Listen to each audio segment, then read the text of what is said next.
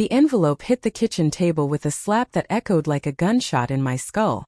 My coffee sloshed, dark rings spreading across the oak like blood from a fresh wound. Inside, 8 glossy photographs, each one a knife twist. Sarah on a hotel balcony in Chicago, arms around a man whose face I knew from our wedding album, Ethan, the college friend she'd mentioned offhand last month.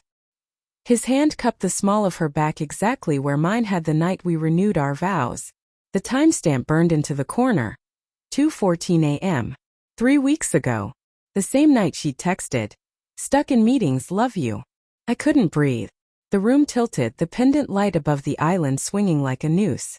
I gripped the counter, knuckles whitening, tasting copper where I'd bitten my tongue. 10 years of marriage, 2 kids asleep upstairs, and here was proof in high definition. My first instinct was to protect her, burn the photos, pretend the detective had the wrong address. Love is a reflex even when it's killing you. Sarah's key scraped the lock at 6:47 p.m. I'd counted every minute since the courier left. She walked in humming, cheeks flushed from the November wind, carrying grocery bags that smelled of rosemary and garlic. Normal. Domestic. A lie wearing her favorite red coat. Hey babe.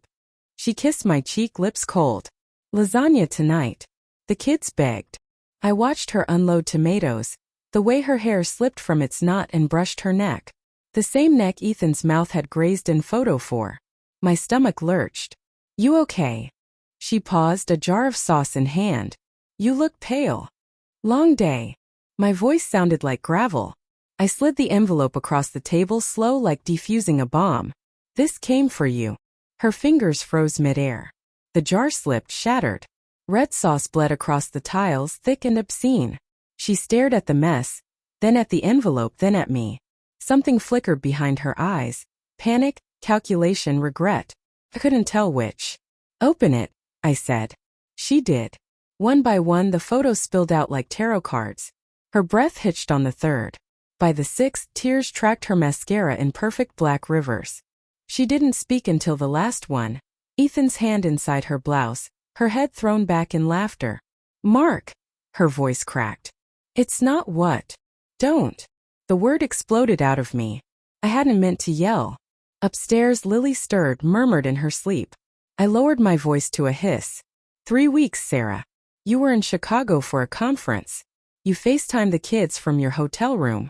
Remember? You blew them kisses while he was in the bathroom. She sank into a chair, knees buckling. The sauce pooled around her boots. I was going to tell you.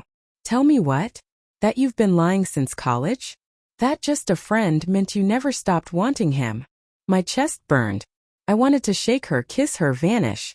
We have a life. A family. Was it worth it? She looked up, eyes swollen. You stopped seeing me.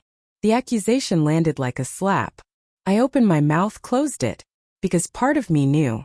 The late nights at the firm, the way I'd stopped noticing her new haircut, the sex that had become perfunctory, scheduled around soccer practice and mortgage payments. I'd been faithful in body, absent in soul. That's not an excuse, I said, but the fight leaked out of me. No, she whispered. It's not. Silence stretched, thick as the sauce drying on the floor. I studied her face, the freckle above her lip I used to kiss, the scar on her chin from when we tried skateboarding drunk at 25. She was still the girl who'd cried during our first ultrasound. Still the woman who'd held my hand through my mother's funeral. How do you hate someone you love this much? Who sent them? She asked finally. Does it matter?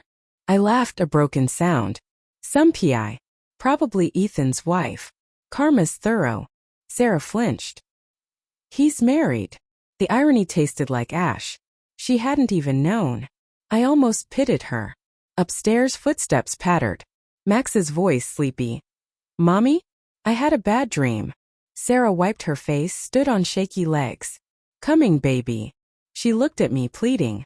Can we not tonight? For them. I nodded, numb. She climbed the stairs, each step a countdown. I stayed in the kitchen, staring at the photos until they blurred. At 2:14 a.m., the same timestamp, I crept into our bedroom. She was curled on her side, facing away, shoulders trembling. I slid in behind her, not touching. The space between us was a canyon. Sarah, I whispered into the dark.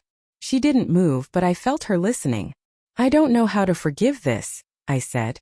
But I don't know how to stop loving you either. A sob escaped her, muffled by the pillow. Then, so quietly I almost missed it. There's something else. My heart stopped. What? She rolled over, eyes gleaming in the moonlight. The detective wasn't hired by Ethan's wife. Her voice shook. He works for your firm. They're building a case. Embezzlement. They think you're the fall guy. The room spun. The photos weren't about her affair, they were leverage. Someone had weaponized her betrayal to destroy me. And the worst part? I couldn't even blame them. I'd been so blind, so consumed by routine. I'd missed the noose tightening around my own neck. Sarah reached for my hand. I let her take it. Her fingers were ice. What do we do? She asked. I stared at the ceiling, the shadows twisting like accusations. For the first time in weeks, we were on the same side of the war. But trust? That was a corpse in the kitchen, cooling beside the lasagna ingredients we'd never use. Outside, snow began to fall, silent and merciless. I squeezed her hand once, hard enough to hurt. We fight, I said. Together. Or we burn. She nodded against my shoulder, and for one fragile moment, the canyon narrowed. Not healed, never that, but bridged by the wreckage we'd both created. Tomorrow the detective would call. Tomorrow the firm would strike. Tonight we held on to the ruins, two liars clinging to the only truth left. We were still each other's best-worst option. The photos lay downstairs, face down in congealed sauce. Evidence of one betrayal. Insurance against another. In the morning, I'd decide which fire to put out first. But for now I closed my eyes and let her cry into my chest, her tears soaking through my t-shirt like acid. Love isn't clean. It's a crime scene you keep revisiting, searching for clues you'll never find.